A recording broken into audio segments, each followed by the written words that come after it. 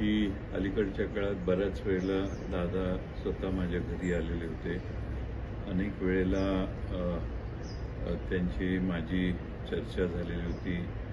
जवळपास 4 वेळा तर ते जेवणात मी संध्याकाळी यायचे आणि जेवण करूनच चर्चा पूर्ण करून जायचे.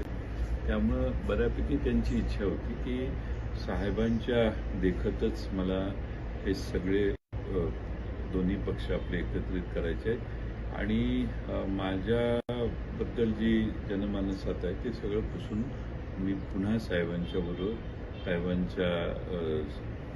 पक्षाबरोबर एकत्रित यायला तयार आहे आणि त्यांचा आग्रह होता. त्यामुळं एकदा नाही, जवळपास 8-10 वेळा माझ्याकडं त्यांच्या बैठका झाल्या आणि बैठकीचं ठिकाण माझं घरच होतं आणि माझ्याकडं येऊन बऱ्याच वेळेला पहिल्या 2-4 बैठका तर त्यांनी त्यांच्या भावना व्यक्त करण्यातच खर्च झाल्या आणि त्यांचा प्रचंड साहेबांच्याबद्दल आदर होता.